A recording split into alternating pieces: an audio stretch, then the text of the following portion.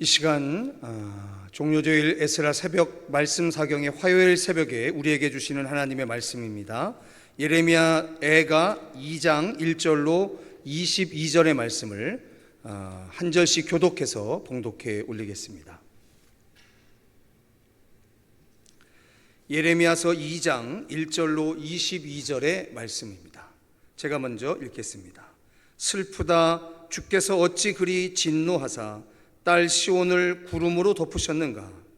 이스라엘의 아름다움을 하늘에서 땅에 던지셨으며 그의 진노의 날에 그의 발판을 기억하지 아니하셨도다.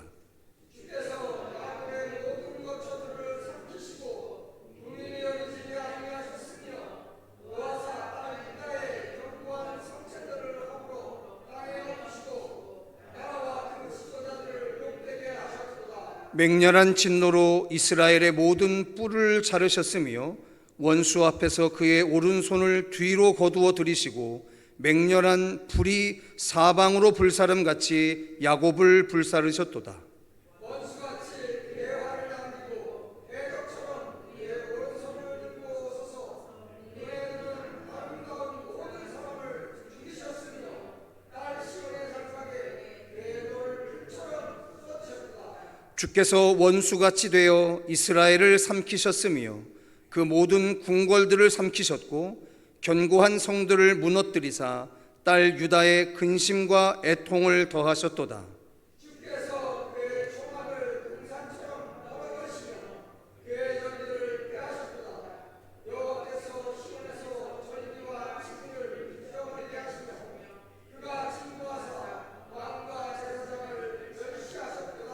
여호와께서 또 자기 제단을 버리시며 자기 성소를 미워하시며 궁전의 성벽들을 원수의 손에 넘기셨으며 그들의 여호와의 전에서 떠들기를 절기의 날과 같이 하였도다.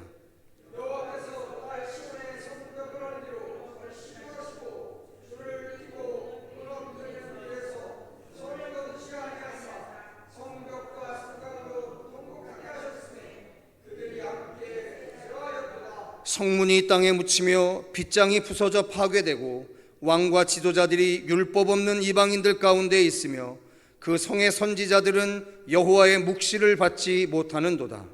딸 시온의 장로들이 땅에 앉아 잠잠하고 깃들을 머리에 덮어쓰고 붉은 배를 허리에 둘렀으며 예루살렘 처녀들은 머리를 땅에 숙였도다. 내 눈이 눈물에 상하며 내 창자가 끊어지며 내 간이 땅에 쏟아졌으니 이는 딸 내 백성이 패망하여 어린 자녀와 젖 먹는 아이들이 성읍 길거리에 기절함이로다. 그의 성읍 길거리에서 상한 자처럼 기절하여 그의 어머니들의 품에서 머리 떨 때 어머니들에게 이르기를 옥십과 얼토가 어디 있느냐. 딸 예루살렘이여, 내가 무엇으로 내게 증거하며 무엇으로 내게 비유할까?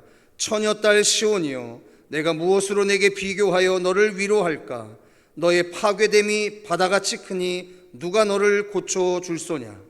내 손자들이 내게 대하여 헛되고 어리석은 수치를 받았으므로 내 죄악을 드러내어서 내가 사로잡힌 것을 돌이키지 못하였도냐. 그들이 거짓 경고와 미혹하게 할 것만 고하였도다. 모든 지나가는 자들이 다 너를 향하여 박수치며 딸 예루살렘을 향하여 비웃고 머리를 흔들며 말하기를 온전한 영광이라, 모든 세상 사람들의 기쁨이라 일컫던 성이 이 성이냐 하며 내 모든 원수들은 너를 향하여 그들의 입을 벌리며 비웃고 이를 갈며 말하기를 우리가 그를 삼켰도다.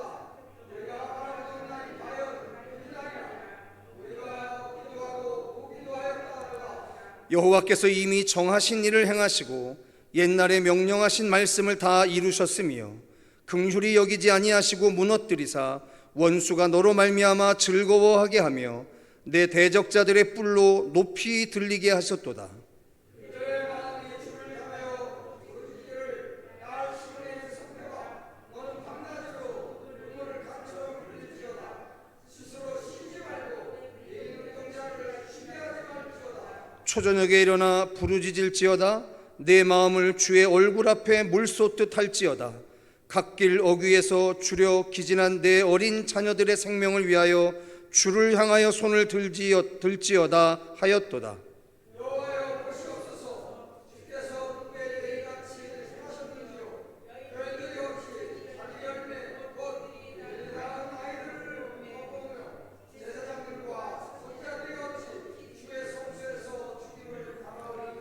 늙은이와 젊은이가 다 길바닥에 엎드려져 싸우며 내 처녀들과 내 청년들이 칼에 쓰러졌나이다.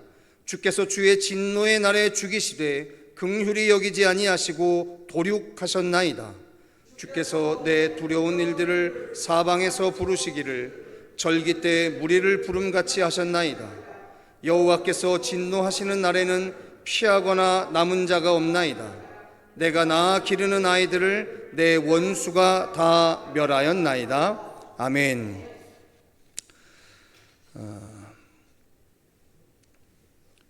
오늘 그 뒤편에 보시면 처음으로 스티커 한 장을 여러분들에게 배포를 했는데요. 그 스티커를 좀 잠깐 봐주시고 여러분들 그 필사책 뒤에다가 붙이시면 될 것 같습니다. 그 스티커 내용의 맨 위에 보면 우리가 룻기서 강의할 때부터 이야기되어졌던 하메시 메길로트라고 하는 말이 있습니다. 자, 이거부터 우리가 잠깐 다시 한번 되짚어 볼 수 있었으면 좋겠습니다. 성도 여러분, 우리에게 가장 치명적인 약점들이 있다. 이 시대 그리스도인들에게. 그것이 바로 뭐냐면, 우리가 읽고 있는 이 성경을 되게 중요시하고 있지만 우리가 읽고 있는 이 성경이 어떠한 역사적인 배경을 가지고 지금까지 기록이 되었느냐를 모르고 있다는 거예요. 성경이 하나님의 감동으로 쓰여진 글이라고 하는 것은 아는데, 그러다 보니까 사람들이 어떤 착각을 하냐면 이 성경이 어느 날인가 하늘에서 하나님이 만들어서 땅에다가 훅 던진 줄 알고 있다라고 하는 거예요. 우리가 의외로 참 무식합니다.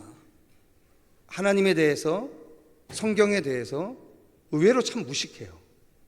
그런데 그게 잘 깨닫지 못하고 살아가는 아쉬움이 있어요. 그러니까 내가 무엇을 모르고 있는지조차를 모르고 지나가는 경우가 많다는 거예요. 우리는 룻기서 강해를 할 때 올해 에스라 새벽 말씀 사경회를 통해서 5개의 작은 성경들을 강해하겠다라고 하는 말씀을 드렸습니다. 근데 그 5개의 성경이 바로 뭐였냐면, 하나는 룻기서였고, 하나는 지금 하고 있는 에가서고, 그 다음에 아가서, 전도서, 에스더서, 이 5가지 성경을 이야기합니다. 근데 이것을 왜 우리가 하느냐? 이 5개의 성경은 5개, 즉 히브리어로 5이 하메시고, 그리고 두루마리가 메길로트예요. 그래서 이 5개의 두루마리, 즉 하메시 메길로트가 성경 66권에서 아주 독특한 자리를 차지하고 있다라고 하는 겁니다. 그게 바로 뭐냐면, 이 5권의 성경은 성경이 만들어질 당시에 이것을 성경에 넣을까 말까를 마지막까지 고민했던 책이라는 거예요. 자, 다시 말씀드리고 싶은 게 뭐냐면, 여러분들이 읽고 계시는 이 성경은 어느 날 하늘에서 쓰여져서 땅에 훅 던져진 책이 아니라는 거예요. 이것이 오늘 우리에게 성경이라고 하는 이름으로 다가오기 위해서 지난 2300년이라고 하는 세월 동안 많은 성경의 학자들이 모여서 오늘 이 성경을 무엇을 가지고 성경을 만들 것이냐라고 기도하고 회의하고 결정한 결과물이다라고 하는 거예요. 그것이 2300년이 지나 대한민국의 언어로 한글로 번역돼서 우리에게 읽혀지기까지 숱한 과정들이 있지 않았겠습니까? 근데 그 숱한 과정들 속에서 나름대로 잘 번역이 될 수도 있고 잘못 번역될 수도 있는 거죠.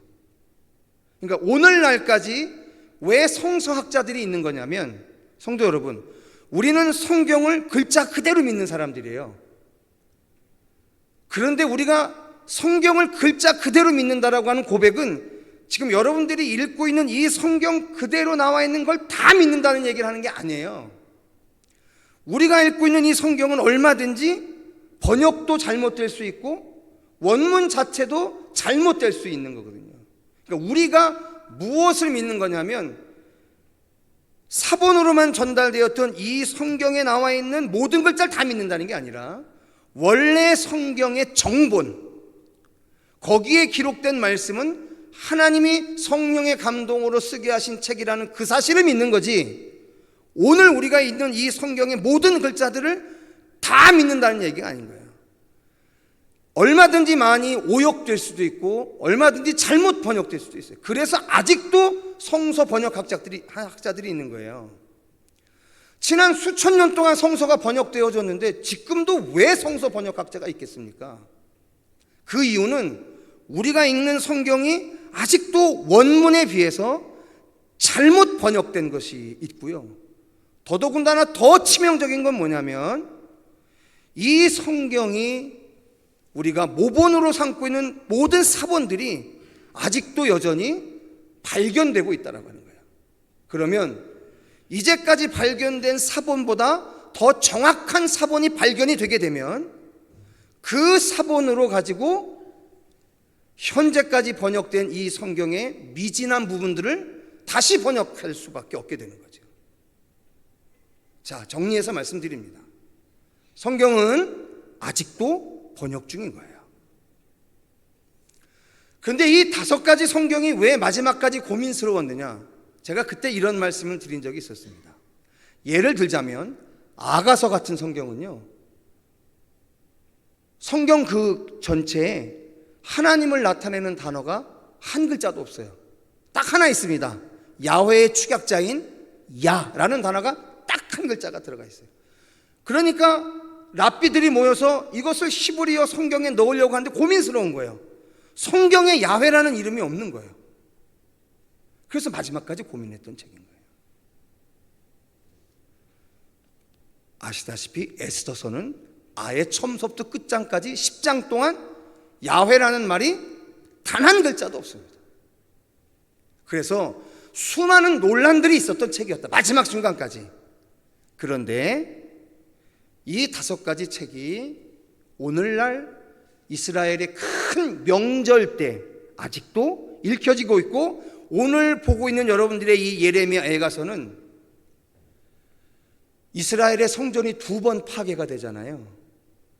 바벨론의 침공에 의해서 솔로몬 성전이 파괴가 되고, AD 70년에 로마의 침공에 의해서 수룹바벨 제2성전이 파괴되잖아요. 근데 공교롭게도 솔로몬 성전이 파괴되던 날과 스룹바벨 성전이 파괴되던 날이 똑같은 날이라는 거죠. 아부월 9일, 5월 9일. 현대 달력으로 따지면 원래 아부월이라고 하는 게 7, 8월 사이에 있는 달이거든요. 참 공교롭죠. 두 성전의 파괴 날짜가 똑같다는 거예요. 아부월 9일. 그래서 지금도 성전 파괴일이 되면 이스라엘은 이 예레미야 애가서를 읽고 금식하고 있는 겁니다. 자, 그 정도의 배경은 이해하고 계셔야 하는 거예요. 자, 그러면 제가 오늘 나눠드린 그 책에 보면 어쩔 수 없이 여러분들에게 제가 목회하고 처음으로 이 히브리어 알파벳에 대해서 표를 하나 적어드렸습니다. 자, 우리 히브리어를 여러분, 이게 우리가 참 어려운 게 중에 하나가 뭐냐면, 이 히브리어 옆에 있는 아랍어들과 동일하게 일종의 셈족들이 사용하던 언어인데요, 특징이 뭐냐면 모음이 없어요. 다 자음이에요. 22글자가 다 자음이에요. 물론 그 22개 자음 중에 모음의 역할을 하는 몇 가지의 글자가 있기는 한데, 기본적으로 원칙은 다 자음이에요. 자, 근데 한번 여러분 표를 잠깐만 보시겠습니까? 총 22글자가 있는데요, 여러분 그 표의 맨 왼쪽에 보면 숫자들이 기록이 되어 있습니다. 이게 뭐냐면, 제가 그런 말씀 드린 적 있었죠? 히브리어는 알파벳가 곧 숫자예요. 그래서 첫 번째 알파벳인 알레프라고 하는 단어는 1이라고 하는 숫자 대신에 쓸 수 있는 겁니다. 그래서 총 22글자죠. 맨 마지막 글자 타브라고 하는 글자, 그것은 숫자상으로 얼마를 표현한다? 400을 표현하는 거예요. 그러니까 히브리어라고 하는 알파벳들이 갖고 있는 아주 특별한 특징들인 거죠. 자, 그런데 여러분 이제 왼쪽에서부터 하나, 둘, 셋, 넷, 다섯 번째, 여섯 번째, 그 여섯 번째가 그 알파벳을 읽는 거거든요. 한번 저를 따라 네 가지만 한번 읽어보겠습니다. 첫 번째 알파벳이에요. 알레프, 베트. 크게 한번 해보세요.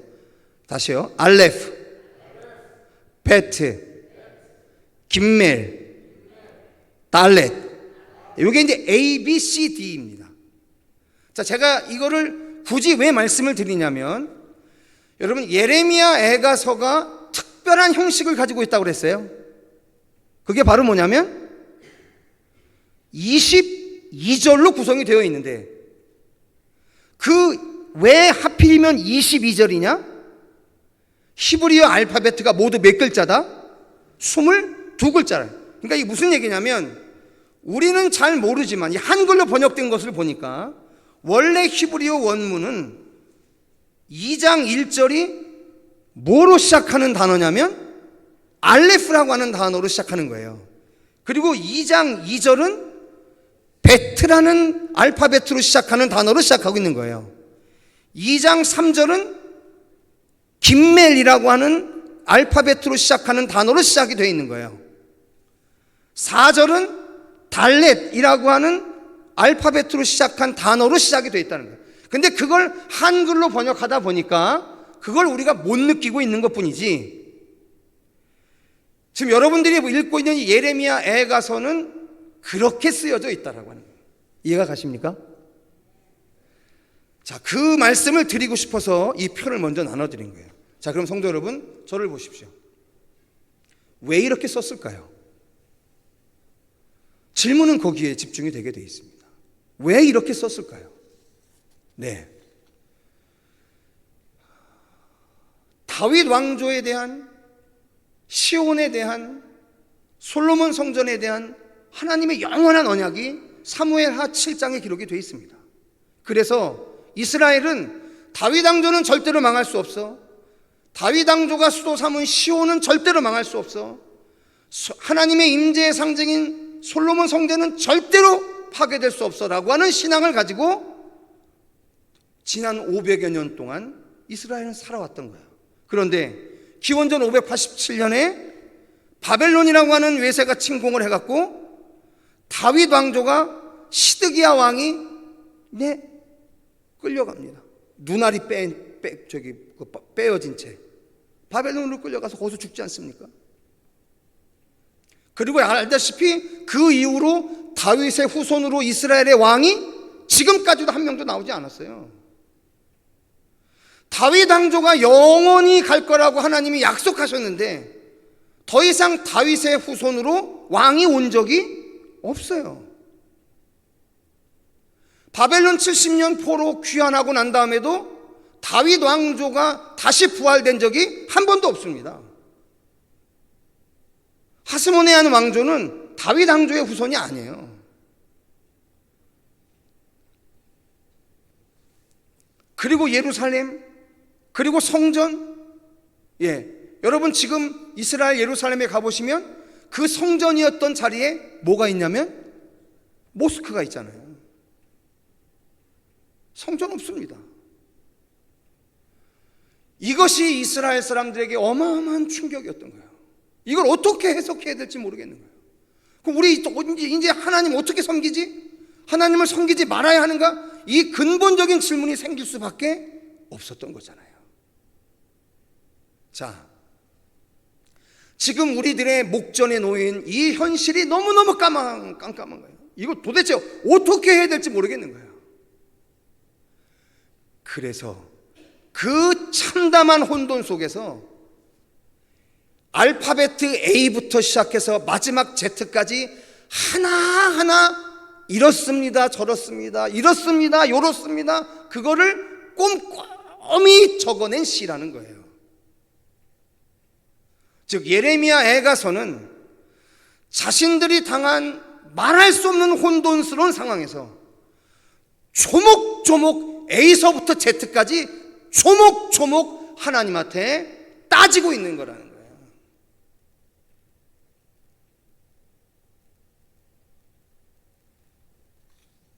왜 이럴까요? 도대체 왜 이러고 있는 걸까요? 네, 여기에 중요한 함의가 있는 거예요. 제가 어제 그런 말씀 드렸습니다. 이 짧은 예레미야 애가 5장 안에서 하나님이 우리에게 가르쳐 주시려고 했던 그 어마어마한 교훈을 여러분 반드시 이 시간을 통해서 깨달으셔야 한다고. 너무너무 중요한 이야기. 그게 뭐냐면 성도 여러분, 여러분들도 아시잖아요. 이 애가라고 하는 형식이 예레미야 애가에만 있는 게 아니에요. 시편에도 보면 수도 없는 애가가 있습니다. 심지어 최초의 선지서인 아모스 선지서에도 아모스 5장에 보면요, 아모스가 부르는 애가가 있다니까요. 성경 도처에 애가가 있어요. 그럼 우리는 이상한 거죠. 우리가 하나님을 왜 믿는데, 우리가 하나님을 왜 신앙하는데, 정작 하나님을 신앙하는 우리들이 봐야 할 이 성경 안에 수도 없는 슬픔의 노래 애가가 수도 없이 기록돼서 우리에게 전해지고 있다는 거예요. 이게 뭐냐는 거예요. 이게 뭘 우리에게 이야기하냐는 거예요. 아주 중요한 가르침이 있는 거죠. 그게 바로 뭐냐? 성도 여러분, 슬픔, 탄식은 타 종교에서 이야기하는 것처럼 절망이나 좌절의 표현이 아니라는 거예요. 슬픔, 탄식으로 하나님 앞에 드려지는 이 애가는 하나님이 이스라엘에게 허락해 주신 하나님을 찬양하는 또 다른 방법이라는 거예요.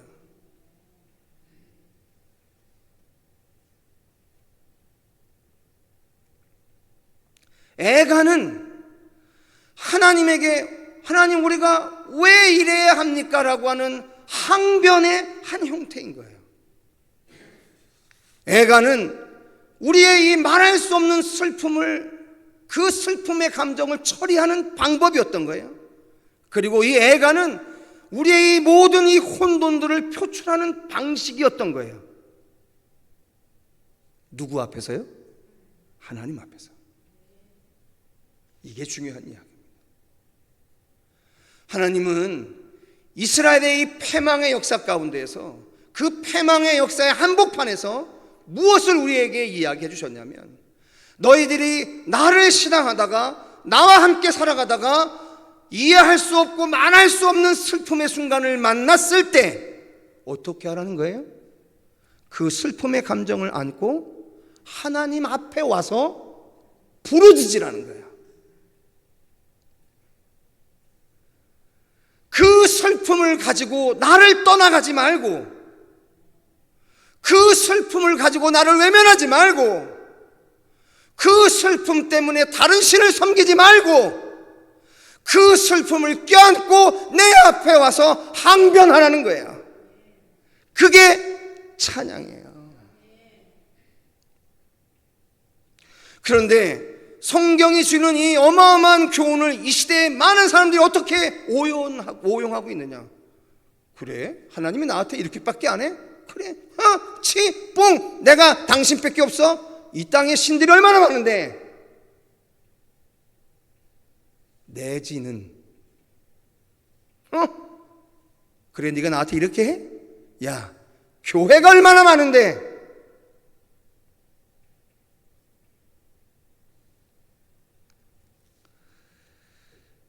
신앙이 직접적으로 나에게 월급을 주는 것 같지 않고, 권력을 주는 것 같지 않고, 명예와 지식을 주는 것 같지 않으니까 사람들이 교회와 이 모든 관계들을 너무 우습게 생각을 하는 거예요.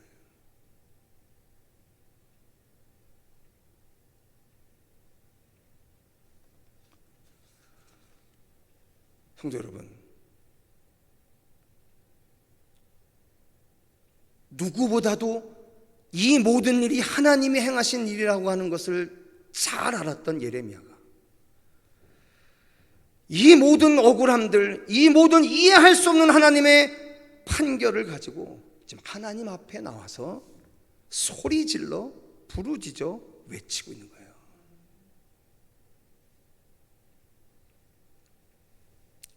그런데 그것이 그냥 단순한 넋두리가 아니에요. 내가 내 슬픔을 토로할 수 있는 대상은 말하지 않지만 그 존재에 대한 희망이 있기 때문인 거예요.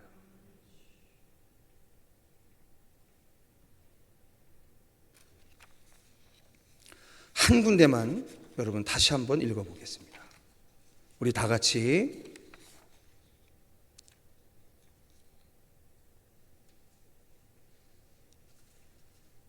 18절, 19절의 말씀을 다시 한번 읽어보겠습니다. 18절, 19절입니다. 같이 읽겠습니다. 시작. 그들의 마음이 주를 향하여 부르짖기를 딸 시온의 성벽아 너는 밤낮으로 눈물을 강처럼 흘릴지어다. 스스로 쉬지 말고 내 눈동자를 쉬게 하지 말지어다. 초저녁에 일어나 부르짖을지어다. 내 마음을 주의 얼굴 앞에 물 쏟듯 할지어다. 갓길 어귀에서 주려 기진한 내 어린 자녀들의 생명을 위하여 주를 향하여 손을 들지어다 하였도다라고 이야기합니다. 제가 어제 1장을 말씀드리면서도 그 얘기했습니다. 그리고 오늘 2장 이 18절과 19절도 묘하지 않습니까? 자기들을 무너뜨리는 하나님이십니다. 자기들을 심판하셔서 타국에 70년 동안 종살이로 보낸 하나님이십니다. 그런데 그 이스라엘이 멸망하기 전까지는 예레미야와 에스겔이 그렇게 밉더니 진짜 망하고 난 후 보니까 이스라엘이 이제 다시 예레미야하고 에스겔만 주목하고 있는 거예요. 그 숱한 거짓 예언자들이 이스라엘은 평안할 것이다, 이스라엘은 망하지 않을 것이다, 다윗 왕조에게 주신 하나님의 영원한 약속은 계속될 것이다, 그렇게 헛된 예언을 하고 있었을 때 예레미야 혼자 망할 것이다, 에스겔 또한 바벨론의 포로로 끌려가서 망할 것이다, 이렇게 얘기하는 예레미야와 에스겔 선지자는 철저히 배척됐었습니다. 철저히 반역자의 오해를 썼었습니다. 그런데 진짜 망하고 나고 보니까 그 숱한 거짓 예언자들의 속임을 당했던 이스라엘의 모든 무리들이 이제는 누구만 보고 있냐면 예레미야와 에스겔만 보고 있는 거예요. 왜요? 그들만 진짜 예언이었기 때문에. 근데 그 예레미야가 지금 뭐라고 얘기하는 거냐면 다 무너졌잖니? 다 끝났잖니? 그런데 이 상황을 가지고 너희들 뭘 하라고 하냐면 밤낮으로 눈물 흘리며 하나님 앞에 주를 향하여 손을 들고 기도하라고 이야기하는 거예요.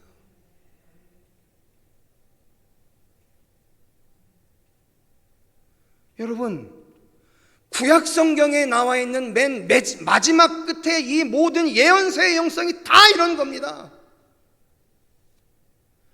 버림받은 것 같은 이스라엘을 향해, 아니 그 버림받은 것이 확인된 바벨론 포로기에 모든 선지자와 이스라엘이 묘하리만큼 다시금 어디로 돌아가기 시작했냐면 여호와 앞으로 돌아가기 시작하는 거예요. 이게 진짜 신앙이죠.